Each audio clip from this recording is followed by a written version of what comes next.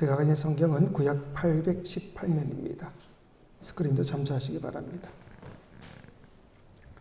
시편 23편 6절 제가 봉독해 드리겠습니다. 내 평생의 선하심과 인자하심이 반드시 나를 따르리니 내가 여호와의 집에 영원히 살리로다. 아멘. 이 말씀은 하나님의 말씀입니다. 다윗은 전혀 부족함이 없이 풍성히 채워주시는 그 목자 되신 하나님, 그리고 사망의 음침한 가운데를 지난다 할지라도 결코 해를 두려워하지 않을 수 있도록 그 보호자가 되시고 방패가 되어주시는 그 하나님, 그리고 원수의 목전에서도 상을 차려주시는 은혜가 풍성하신 하나님을 만난 뒤에 그 감격으로 오늘 본문과 같은 결단을 하게 됩니다. 내 평생의 선하심과 인자하심이 반드시 나를 따르리니 내가 여호와의 집에 영원히 살겠습니다. 1절부터 5절까지는 사실 이 다윗이 하나님을 만났던 그 감격과 기쁨에 대한 자신의 신앙 고백이라고 한다면, 이 6절은 바로 다윗의 결심이다 하는 겁니다. 여러분, 사실 결단이 없는 예배는 진정한 예배라고 말하기가 어렵습니다. 결단이 없는 신앙은 참 신앙이라고 말하기가 어려운 겁니다. 여러분, 신앙생활이 뭐냐?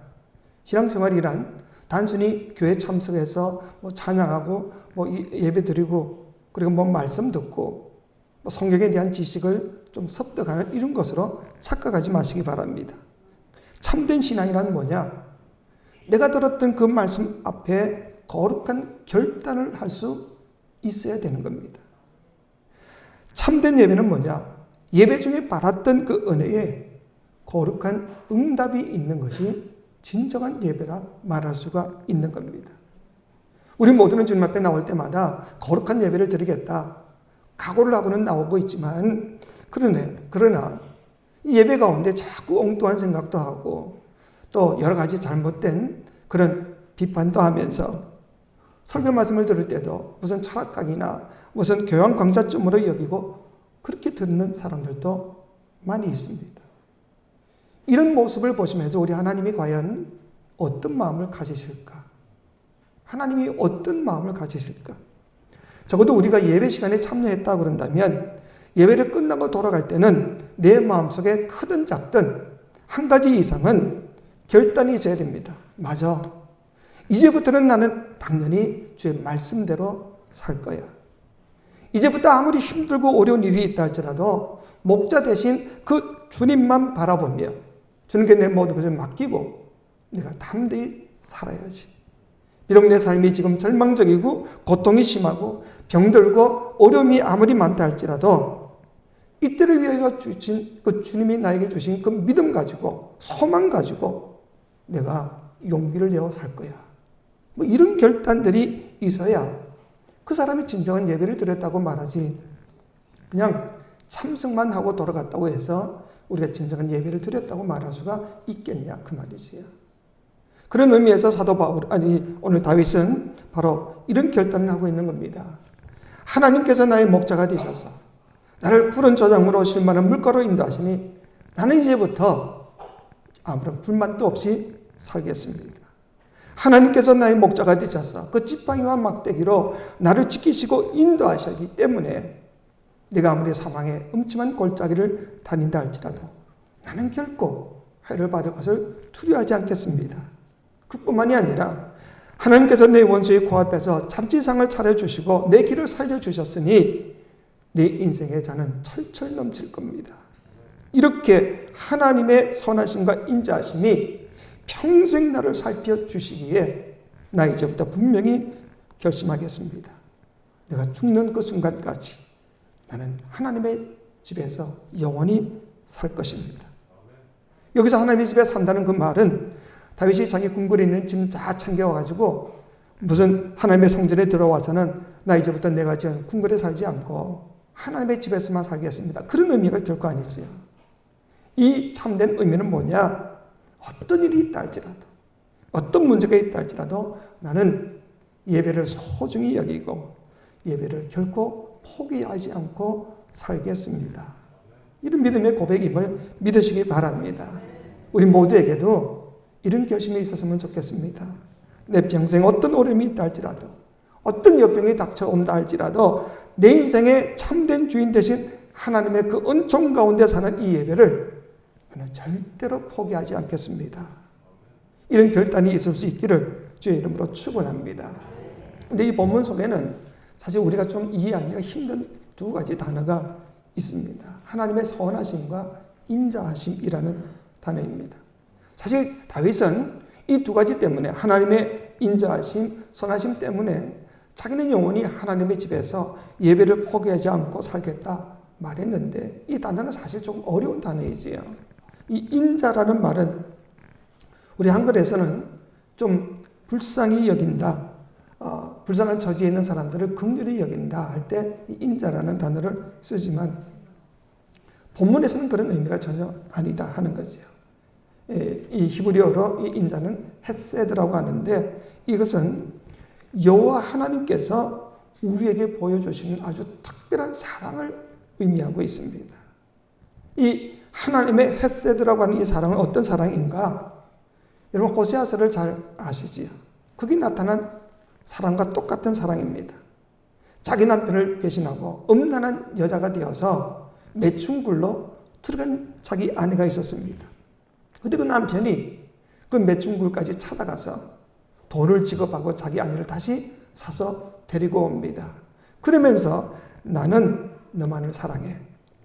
배신의 아픔을 끌어안고서도 그래도 나는 오직 너만을 사랑할 거야. 이 조건 없는 사랑. 이 사랑은 그 사랑을 받는 대상의 무슨 자세나 태도나 뭐 말이나 조건이나 이런 것이 전혀 상관지 않고 무조건적인 사랑입니다. 우리는요, 네가 나를 배신해? 나도 너를 배신할 거야. 네가 나에게 고통을 줘서 나도 똑같은 고통을 안겨줄 거야. 네가 나를 사랑하지 않는데 내가 왜 너를 사랑해? 이게 보통 우리들의 모습이지요. 그런데 구약에 나타난 하나님은 그렇지 않더라. 하나님의 이 헤세드의 사랑이 뭐냐? 너가 나를 배신했다 할지라도 나는 끝까지 너를 버리지 않고 사랑하겠노라. 끝까지 우리를 찾아오셔서 나에게 사랑을 고백하시는 그 사랑이 바로 하나님의 헤세드, 바로 인자하심이다 하는 거지요. 다윗이 간음죄를 저질렀지요. 그리고는 그 죄를 숨기기 위해서 살인교사죄까지 범하게 됩니다. 이 장면을 가만히 한번 묵상해 보십시오. 하나님께서 지금 다윗을 지금 쳐다보고 계십니다. 다윗이 살인죄를 저질렀고 또 간음죄까지 저질렀습니다. 그럼 사실 다윗은 어떤 존재였냐? 하나님께서 내 마음에 합한 사람이라고 그렇게 아꼈던 사람이 다윗입니다. 다윗도 끔찍이 하나님을 사랑했었습니다. 정말 그 누구보다도 거룩하고 경건하게 살았던, 그래서 너만큼만은 결코 나를 배반치 않을 거야, 그렇게 생각했던 다윗이었는데 그가 간음죄를 저질렀고 살인교사죄까지 저질렀습니다. 하나님을 정면으로 배신한 것입니다. 이런 다윗을 바라보고 계시는 하나님의 마음은 과연 어떠했을까? 내가 하나님의 입장이라면 어떤 마음을 가졌을까? 아마 하나님은 굉장한 쓰라린 아픔을, 배신의 아픔을 가지고 다윗을 바라봤을 겁니다. 그럼에도 불구하고 우리 하나님은 그 배신의 아픔을 가지고 있음에도 불구하고 여전히 다윗을 사랑하십니다. 품어주었습니다. 이런 헤세드의 사랑을 경험했던 다윗이었기에, 그래서 오늘 본문 6절에서 이런 고백을 하고 있는 거죠. 나의 지금 모습을 하나도 따지지 않고 조건 없이 나를 사랑하시는 하나님의 그 헤세드의 사랑이 평생 나를 쫓아다닐 것이니 내가 어떻게 하나님의 집에서 살지 않겠습니까? 이게 다윗의 고백이더라 하는 거지요. 그리고 선하심이라는 이 단어 역시 굉장히 독특한 단어입니다. 히브리어로 토브라고 하는데, 이 선하심이란 그냥 선하다, 착하다 이런 의미가 결코 아닙니다. 창세기 1장에 보시면 하나님께서 이 우주 만물을 창조하시지요. 그리고는 가만히 바라보시면서 스스로 감탄하지요. 너무 보시기에 좋아서, 보시기에 심히 좋았더라 할 때 썼던 단어가 바로 이 토브라는 단어입니다. 그렇기 때문에 이 선하심이라는 것은 단순히 선하다, 착하다 그런 의미가 아니라 미적으로도 보기에 아주 완벽한 아름다움을 지니고 있다. 영어로 말하면 굿이라는 단어와 beautiful이라는 단어가 합쳐진 그런 독특한 의미를 가진 것이 바로 이 토브라는 단어입니다. 여러분, 인간이 범죄함으로 인하여서 세상은 변질됩니다. 근데 그런 변질된 세상이 아니라 하나님께서 맨 처음에 지으셨던 그 아름답고 완벽했던 그 세상, 그리고 완벽했던 그 인간의 모습을 바라보시면서 감탄하시던 그 단어가 바로 토브, 선하심이라는 뜻입니다. 그렇기 때문에 어떤 성서신학자는 이 인자심과 선하심이란 사실은 같은 단어이다. 즉 하나님의 조건 없는 그 사랑, 배신당했음에도 불구하고 우리를 끝까지 포기하지 아니하시고 추적해서까지 우리를 사랑하시는 그 사랑으로 말미암아 완벽하게 파괴되고 더럽고 추악했던 우리들이 그 놀라운 사랑으로 인하여서 완전하고도 아름답게 변해가는 그 놀라운 축복의 역사, 이것을 가리켜서 바로 선하심과 인자하심이다, 이런 뜻입니다.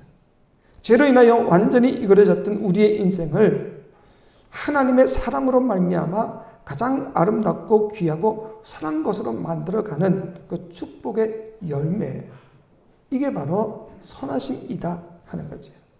그러니까 하나님의 헤세드의 사랑과 그 사랑으로 말미암아 우리를 변화시켜가는 아름다운 토브의 그 열매들을 바로 이 예배 가운데서 우리에게 허락해 주심을 믿으시기 바랍니다. 이게 예배의 참된 의미입니다. 다시 말해서 예배는 뭐냐? 하나님께서 우리에게 선하심과 인자하심을 선물로 주시는 시간이다, 그 말이죠. 내 모습이 아무리 추악하게 이그러졌다 할지라도, 정말 누가 봐도 나에게 손가락질을 할 만한 그런 삶을 살고 있다 할지라도 하나님이 끝까지 우리를 찾아오셔서 내가 너를 그래도 사랑하노라 하는 그 헤세드의 사랑으로 인하여서 하나님이 보시기에 아름답게 만들어가는 그 시간, 이게 바로 예배 시간이다, 이 말입니다. 이런 놀라운 경험을 했던 다윗이기 때문에 그는 하나님 내 평생 죽는 그 마지막 순간까지 나는 이 예배를 결단코 포기하지 않겠습니다. 그렇게 고백할 수가 있었던 거지요. 그렇기 때문에 이 예배는 세상 그 어느 것과도 바꿀 수 없는 참으로 귀하고 복된 시간임을 믿으시기 바랍니다. 다윗은 지치고 힘들 때마다 성경에 의하면 하나님 앞에 항상 엎드려서 하나님을 우러러 바라보았습니다. 예배하고 기도하는 가운데에 자신의 모든 인생의 문제들이 풀어지게 되고 갈등이 해결되고 세상을 이길 힘과 용기와 지혜를 얻었노라고 다윗은 고백하고 있지 않습니까? 그래서 자신이 진정으로 쉴 수 있는 온전한 그 푸른 풀밭과 맑은 시냇가가 뭐냐? 바로 그게 예배다. 그 이야기를 지금 하고 있는 겁니다.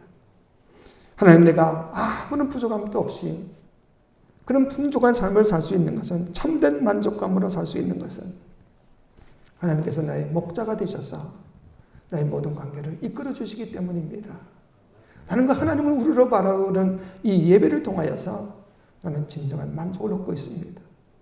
물질로 인한 만족이 아니라 목자와 양이라는 하나님과의 그 관계 회복을 통하여서 자신은 아름다운 만족한 삶을 살고 있노라 고백하지요. 그것이 바로 예배이다 하는 겁니다. 여러분, 그렇기 때문에 예배는 결코 무거운 짐이나 지키기 힘든 그런 명령이 결코 아닙니다. 하나님께서 우리에게 안식과 쉼을 주시고자 고안하신 가장 아름다운 선물임을 믿으시기 바랍니다. 내가 하나님 앞에 나가는 그 순간마다, 매 순간마다 하나님은 나의 영혼을 회복시켜 주십니다. 우리는 일주일 내내 세상에 썩어질 것들이 나에게 참된 만족을 주는 줄 착각하고 그것만을 위해서 내 모든 것을 다 바치지 않습니까? 시간과 물질과 내 모든 것을 바쳐 살고 있는데, 그러므로 인하여서 혹시 육체적인 그런 만족은 얻었을지 몰라도 내 영혼 깊은 곳에서는 갈증을 느끼게 되고 내 영혼은 사실은 죽어가고 있다, 그 말이죠. 이런 죽어가는 영혼들을 소생케 하시고 참된 만족을 주시며 주님의 능력으로 회복시켜주는 그 은혜가 있는 것이 바로 이 예배임을 믿으시기 바랍니다.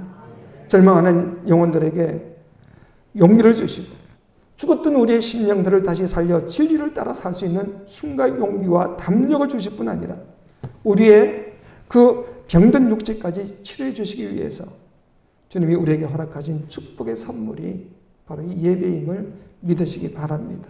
그래서 이런 은혜를 깨달은 사람은 당연히 하나님, 나는 이제부터 죽는 그 마지막 순간까지 절대로 이 예배를 소홀히 하지 않겠습니다. 포기하지 않겠습니다. 고백할 수밖에 없는 거지. 왜? 예배를 통해서 자기가 얻는 것이 너무 많기 때문에. 하나님과 친밀한 사귐이라는 책을 썼던 이 제임스 E. 화이트라는 분이 계십니다. 이분은 미국의 목사님이신데 한 번은 러시아의 그 교회에 초청을 받아서 설교를 하러 갔습니다. 근데 갔더니 보통 우리는 한 분의 설교자를 초청해서 그분의 설교만을 듣는데 자기 위에도 다른 분들이 두 분이나 더 와 있는 겁니다. 세 명의 목사를 초청해 놓고 설교를 시키는 겁니다. 그리고는 그 예배 시간도 당연히 3시간씩이나 드리더라는 거죠. 근데 놀라운 것은 이 러시아 사람들이 3시간씩 예배를 드리고 난 뒤에도 계속 앉아서 찬송하고 더 말씀 듣기를 사모하는 이런 모습으로 앉아 있더라는 거죠.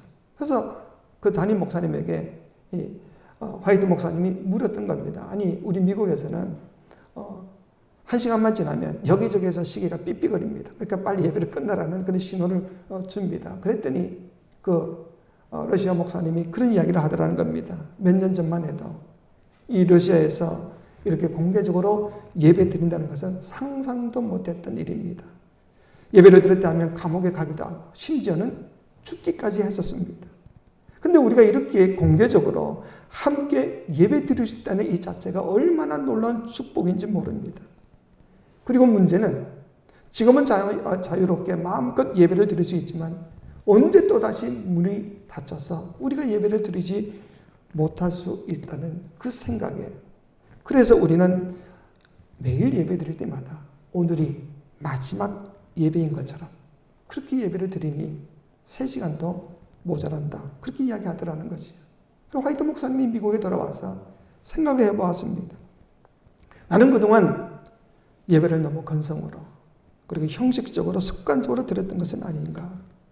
이 사람들은 정말 예배가 도대체 무엇인지를 분명히 알고 드리는 사람들이다. 그렇기 때문에 예배로 인하여 고초를 당한다 할지라도 그것을 감내할 수 있었던 것이다.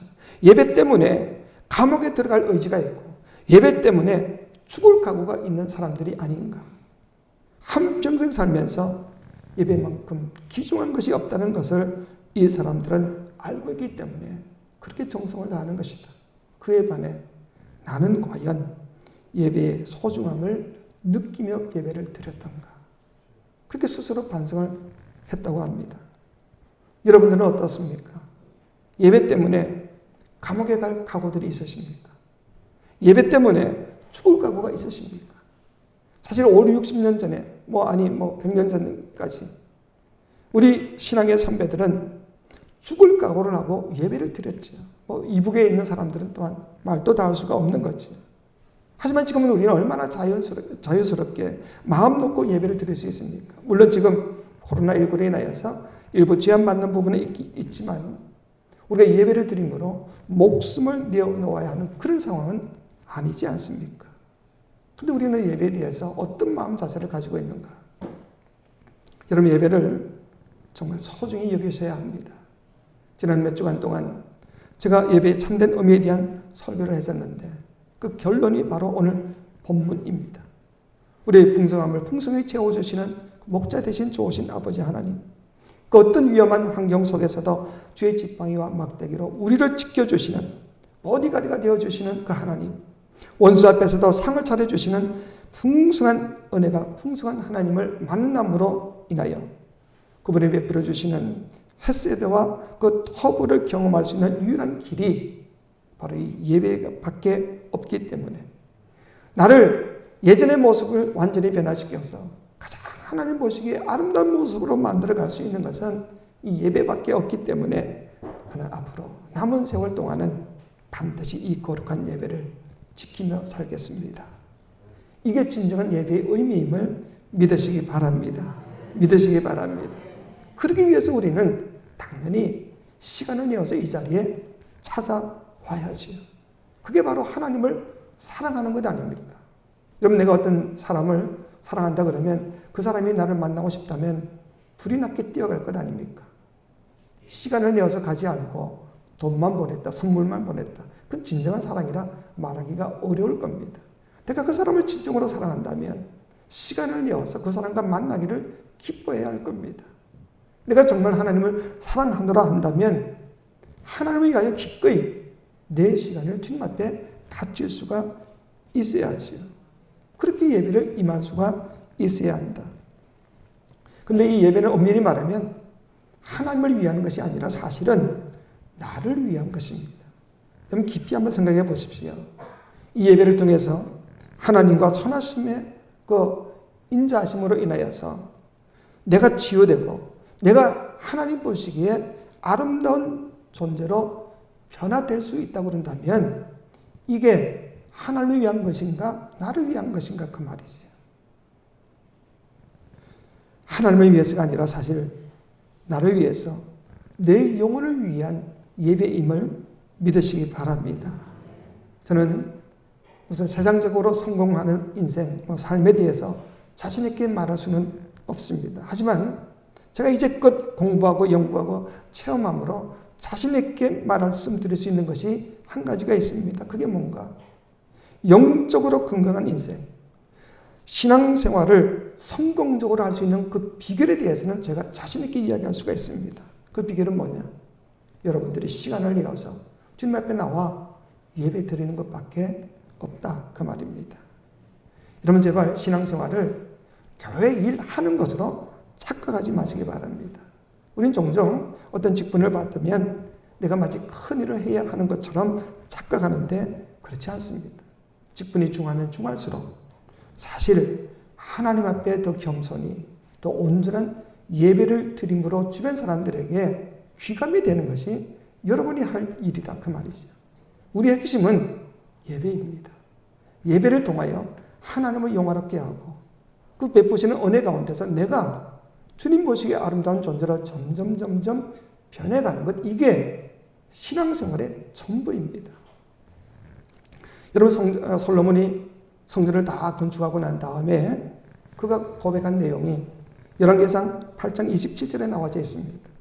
뭐라고 고백하는가 하면 하나님은 하늘의 하늘이라도, 하늘의 가장 높은 하늘에도 하나님을 모실 수가 없는데 어떻게 내가 지은 이 성전에다가 하나님을 모실 수가 있겠냐, 그렇게 고백합니다. 다시 말해서 하나님이 가장 기뻐하시고 하나님을 모시고 하나님을 가장 기쁘시게 할 수 있는 것은 우선 하나님의 일을 행함으로 하는 것이 아니라 우리가 진정으로 주님 앞에 나와 예배드림으로 우리가 변해가는 모습으로 살아가는 것, 이것을 하나님이 가장 기뻐하심을 믿으시기 바랍니다.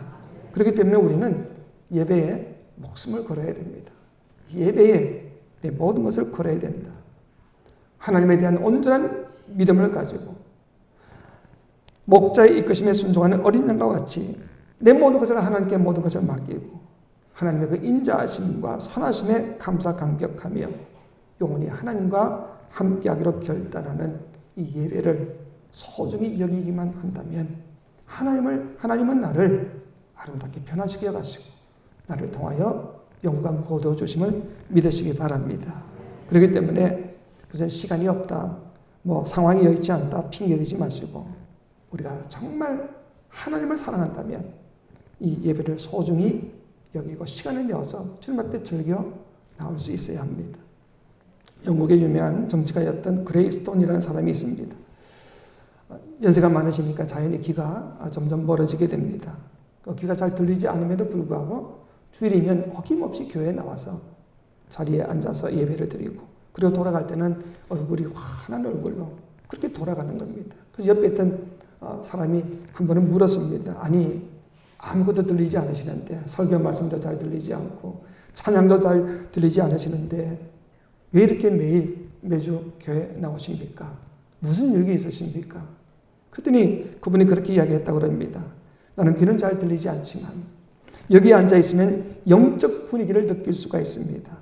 그 분위기 속에서 하나님을 경험하게 되고 하나님은 공허한 내 마음을 채우십니다. 그때 나는 내 속에 품었던 갈등들이 다 풀리는 것을 느낍니다. 귀가 잘 들리지 않는다 할지라도, 하나님의 말씀을 들을 때 잘 이해가 되지 않는다 할지라도 이 예배에 참석함으로 인하여서 하나님이 주시는 그 사랑의 손길이라도 느낄 수 있기를 주의 이름으로 축원합니다. 그 손길을 느끼기만 한다면 내 삶은 반드시 변화받을 수 있기 때문에 그렇습니다. 그래서 우리는 이 예배를 소중히 여겨야 된다.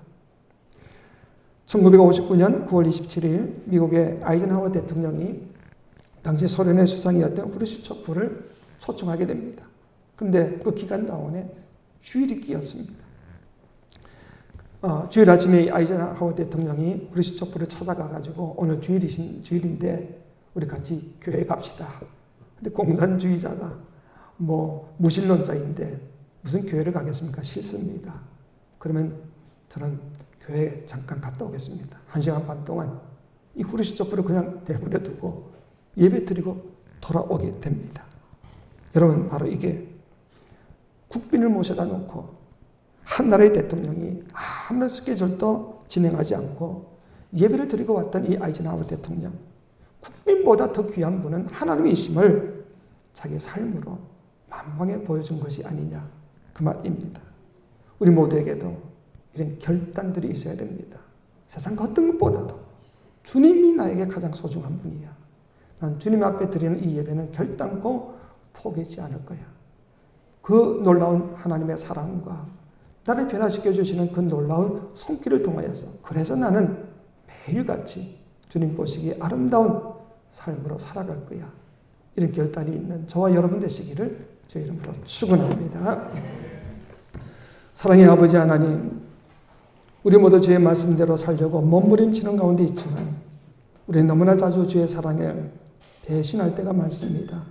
주의 뜻대로 살지 못하고 오히려 주의 가슴에 못 박을 때가 얼마나 많았습니까?